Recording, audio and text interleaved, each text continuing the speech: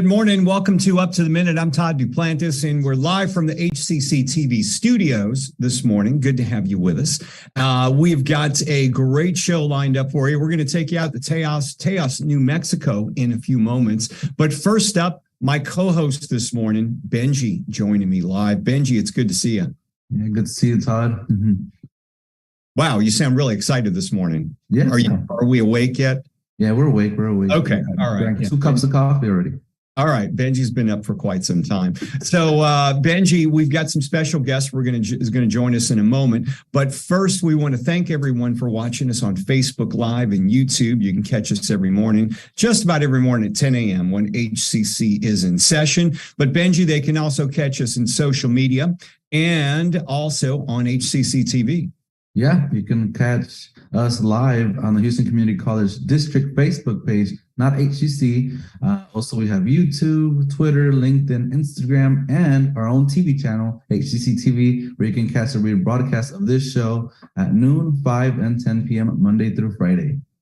All right. Okay, Benji, we're going to get to your guest in just a moment. But first, I want to take us out to Taos, New Mexico, to speak with Benito Sandoval and Debbie Sandoval. And Ben and Debbie are the co-owners and chefs at Tiwa Kitchen Restaurant and Bakery. They're also a Tasty Tuesday guest. Good morning to you both. Thanks for being here this morning. Good morning. Yeah, so you're going to be making some Indian tacos this morning. Is that right? Yes. All right. We're looking forward to hearing about that. Okay, so y'all can get started with getting everything ready. We're going to take a break and go to our first guest, and we'll be with you in about 10 minutes. All right. Okay, we're going to kick things off. It is National Apprenticeship Week, and Benji, you've got Dr. Christina Robinson joining you this morning to talk all about that. Yeah, we have Dr. Christina Robinson, Executive Director of Work-Based Learning and Industry Partnerships. How you doing this morning? I'm doing great. Thanks. I know it's a mouthful. Yeah. Well, welcome back to the show. And as we said, this week is National Apprenticeship Week. And we appreciate you talking to us about your event and some other facts. Great. Yes. This week is the 85th anniversary of the National Apprenticeship Act, also known as the Fitzgerald Act, which established registered apprenticeships, the registered apprenticeship system as we know it. So it's a very exciting week, National Apprenticeship Week, and it rolls from the 14th through the 20th of this week. Okay. And your department is calling attention to the fact that this is a historical milestone. Can you tell us about the anniversary that y'all are celebrating? A little bit more about it too? Sure, absolutely. So, over the years, apprenticeship has gained in popularity, but people don't realize, President Fitzgerald actually kind of got this going. So, as far as how it has impacted things, so much, apprentices nowadays, they can earn an average of $300,000 more than their non-apprentice partners.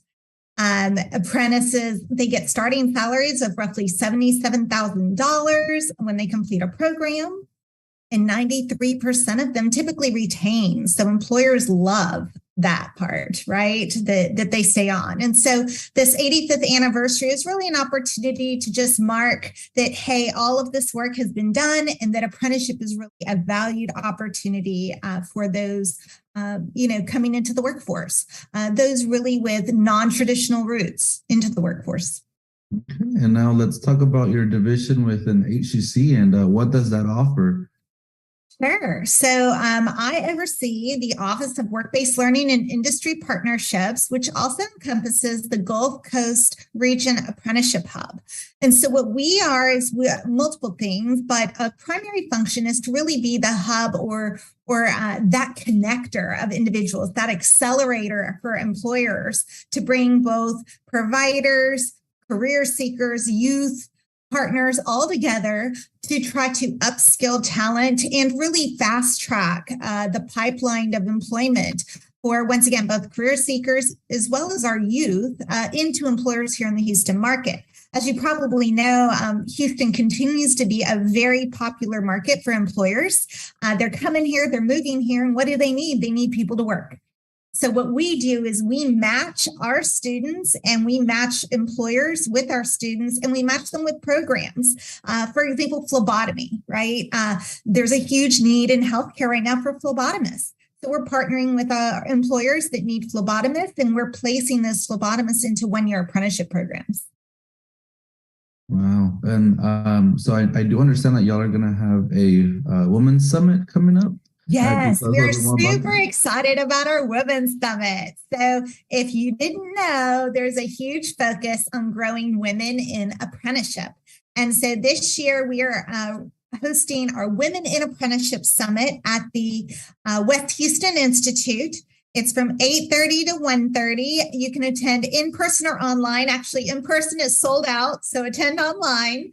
But we have an amazing lineup of speakers. We have not only women, high-level women that focus on apprenticeships in their industries. We have a youth panel that will be talking about their current apprenticeships, as well as the Texas Workforce Commission, Department of Labor.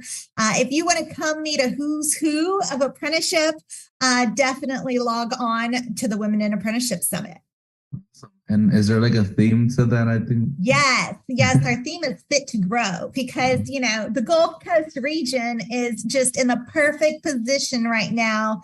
We've done all the work necessary, and now it's time to grow. Similarly, if you look at our Women in Apprenticeship Summit, about 35% of women are in apprenticeships. It is time to grow. We have a huge target of 67%.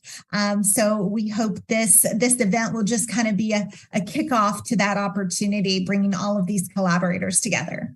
Awesome. And can you tell us why do you think it's so important to have a National Apprenticeship Week?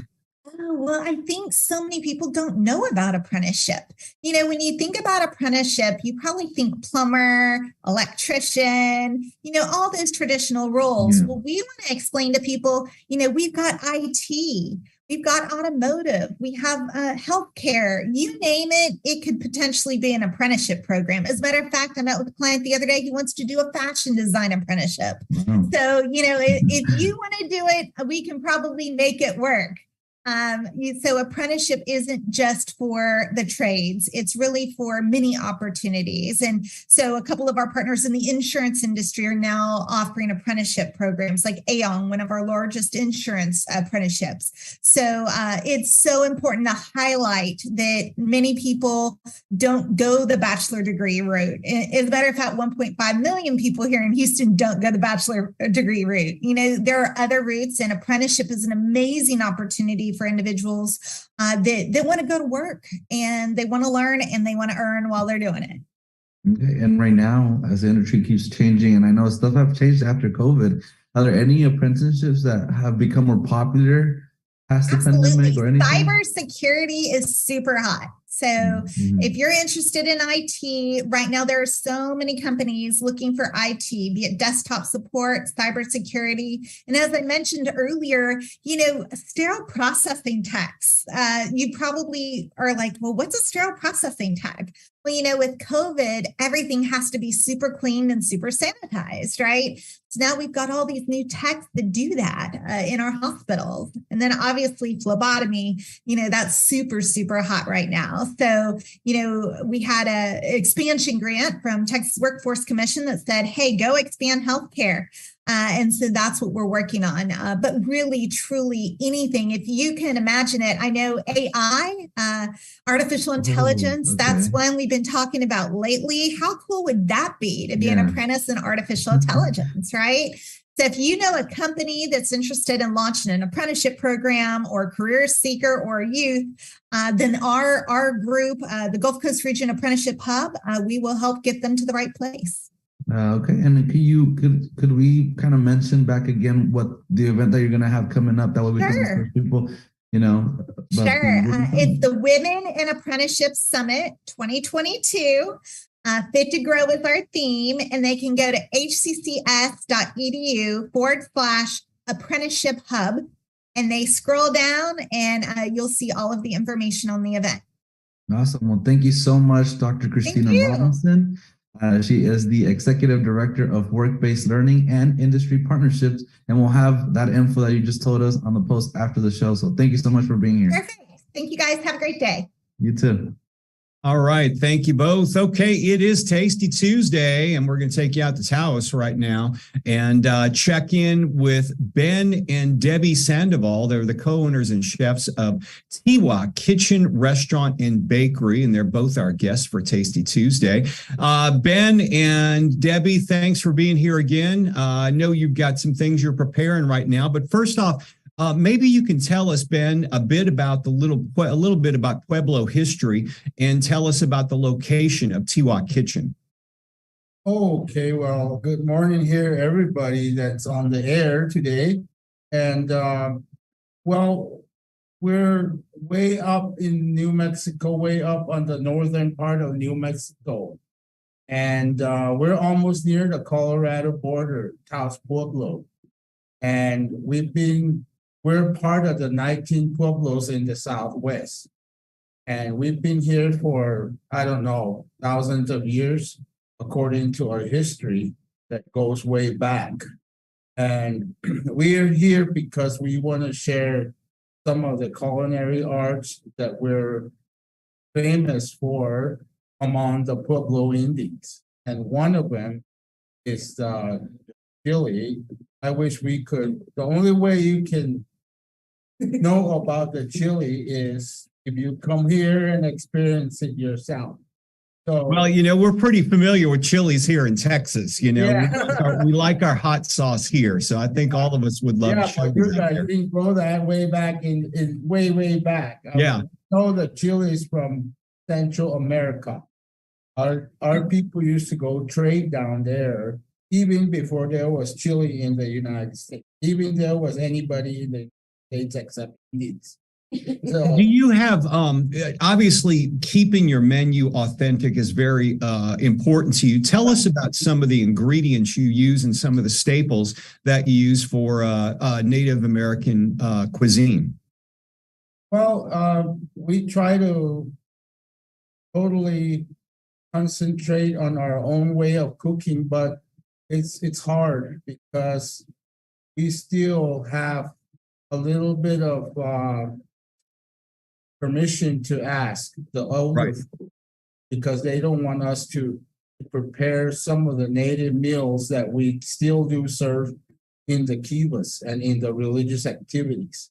So we try to stay a little bit away from those type of cookings. But what we mostly do is the blue cornmeal and the white corn. And the chilies, the local grown chilies that we grow ourselves. And then if we run out, then our neighbor next door will have the chili. So we try to concentrate everything here that we grow here in our Pueblo. Now, tell us a bit about, if you want to go ahead and get started with what you're preparing today, because you're putting together Native American tacos. Is that right? Yeah, we were going to do the blue corn, but it's a preparation on the dough. Right. Decided to do the regular wheat flour taco. And that's famous in New Mexico and probably all in Texas also. I'm pretty sure that there's people that do. Yeah, we like our tacos here. Yeah, especially on Tuesdays. Taco Tuesday is a big hit here in Texas. Let me ask you this. What do you put in your tacos? What type of fillings do you have in there? What would differentiate them from the regular tacos we would get? We do the fry bread first. And we prepare the dough overnight because it needs to be prepared overnight. We can't use it right away. So we put buffalo meat that comes from our own herds. Oh, wow. Wow. Yeah. You got fresh buffalo meat there. Yeah, we have a lot of buffaloes here in the Pueblo. The government owns our government, the Pueblo government owns the buffaloes. So we call the fry breads HCCTV in our language. And the buffalo is unique because we have been dealing with Texas, in fact. Yeah. We in 1940s is when we got the first bulls from Texas. So we started producing the buffalo. So we use the buffalo and the beef, of course, the local beef. Right. We try to concentrate on everything locally, but we have to sort of go with the rules, in culinary arts. You gotta know where it's coming from, and you gotta know how long that you need to set it aside to prepare it.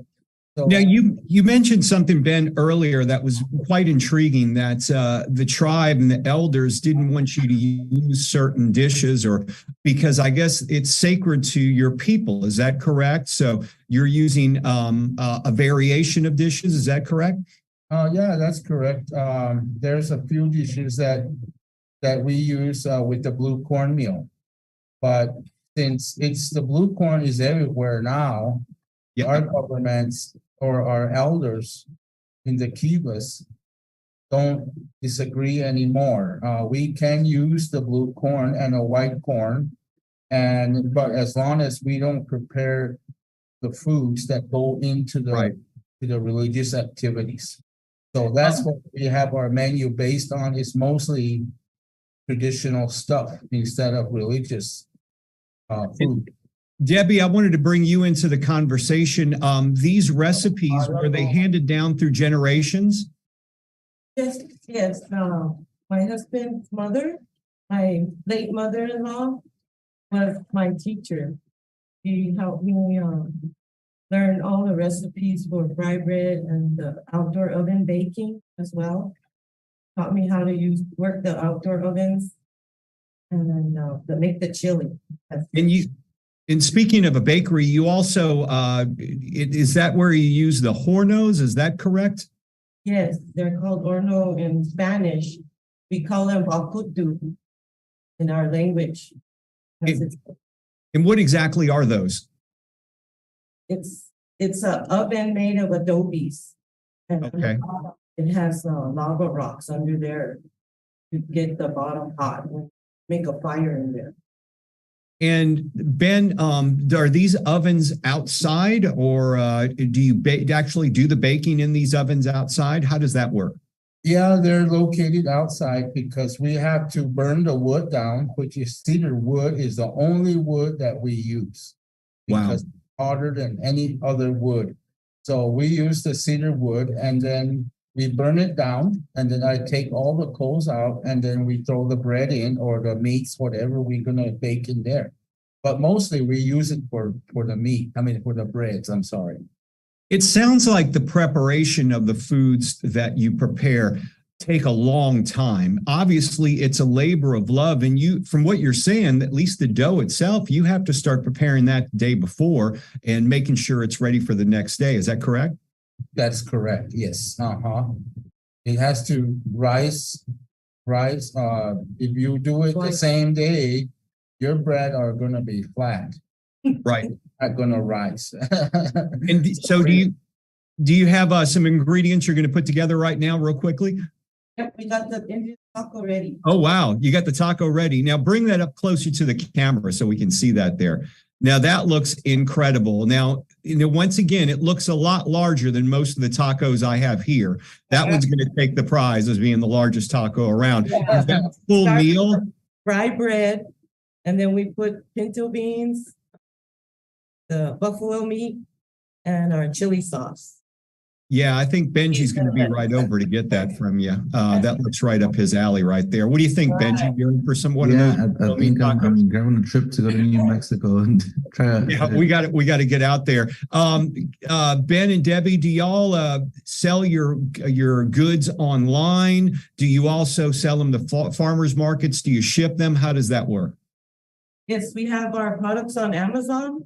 Our mixes for fried bread and chili and pancake mix. We have 4 mixes. And then jellies, syrups. We have our other stuff on our website, Tiwa Kitchen. Okay. We also harvest our native fruits over here, which is the choke cherry and the wild plums. And we make preserves out of that. We also wine with that too. Choke cherry lemonade is bomb. There you go. Nothing like a little plum wine to start the morning, huh? Yeah, but Yeah, that'll set you free.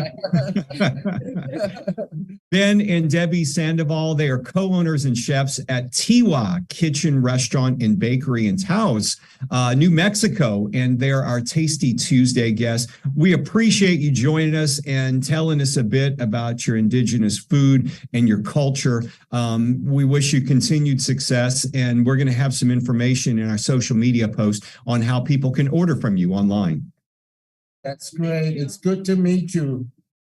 Thank you so much, Ben and Debbie. We appreciate you being here. And that taco looks incredible. We got to get out there and try one. We can send it to you frozen. Oh man, I'm tempted with that one. Thank you so much for being here. All right. All right. Thanks, guys. All right, Benji, that has to be the biggest taco I've ever seen in my life. I'm all about that. Yeah. The tacos over here aren't nearly that huge, but Yeah, who knows? Here in Texas, we always talk about things being big, but I'm telling you, go out to New Mexico and try their restaurant because that is the biggest taco around. Okay, we've got some announcements we're going to go over before we wrap up the show. One of them, self-care and coping, a workshop, Finding Peace in the Storm. HCC's counseling department is presenting Finding Peace in the Storm, self-care and coping. It's an in-person workshop. 11 a.m. today, Tuesday, November the 15th. It's at the HCC Stafford Learning Hub. You still have time to get over there, and we're going to have a link in our post after the show on how you can register. And there's also a student choreography showcase going on as well, Benji. Yeah, we have On the Edge. It is HCC Central will present a student-produced dance concert featuring student choreographed work called led by faculty leader Maggie Lasher. This will take Wednesday, November 16th at 7:30. Like I said, at the Central Campus. To be exact, it's going to be at the Heinen Theater, and it's going to be free. Reservations are not required, but they are encouraged, and we will have the info on our post after the show.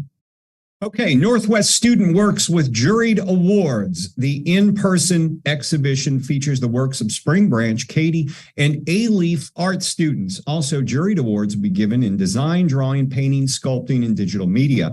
It happens through December the 1st, or December the 2nd, rather. It's a free exhibition, of course, at HCC's Northwest Spring Branch Gallery. There's a reception and awards ceremony happening 2 to 4 p.m. Tuesday, November 29th. Registration's not required for the event. Everyone is welcome, of course. We'll have some information in our post after the show about that. And we have a famed author who is coming to speak at HCC.